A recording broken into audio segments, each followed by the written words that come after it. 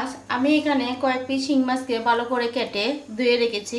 সাথে আমি অ্যাড করব ব্লেন্ডার করে রাখা পেঁয়াজ এবং কুচি করে রাখা পেঁয়াজ। সাথে অ্যাড করব রসুন, মরিচ, লবণ, হলুদ, তেল, ধনেপাতা এবং কাঁচামরিচ।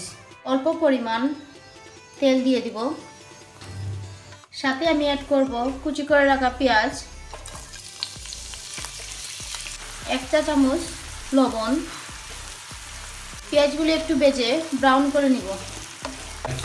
এবার আমি এটাতে অ্যাড করব 1 চা চামচ মরিচ, হলুদের গুঁড়ো, 1 চা চামচ রসুনের গুঁড়ো, 1 চা চামচ রসুন বাটা। সবগুলো উপকরণের সাথে মিক্স করে নেব। এবার আমি অ্যাড করব এটাতে ব্লেন্ডার করে রাখা 1 বাটি পেঁয়াজ। মশলাগুলো প্রায় মাখবোনা হয়ে গেল। এবার আমি এটাতে অ্যাড করব স্লাইস করে কেটে রাখা কাঁচামরিচ। শিং মাছগুলো আমি এক এক করে পাত্রের মধ্যে দিয়ে দিব।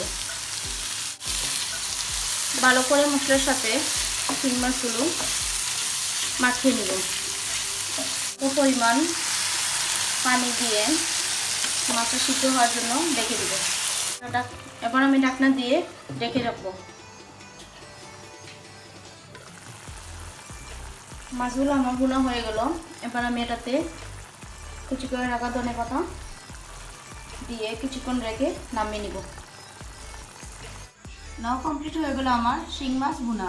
আপনারা অবশ্যই এটা বাসায় ট্রাই করবেন এবং আমার চ্যানেলটা সাবস্ক্রাইব করবেন, লাইক করবেন, শেয়ার করবেন। নেক্সট ভিডিও পাওয়ার জন্য পাশে থাকা বেল আইকনে ক্লিক করবেন। আসসালামু আলাইকুম।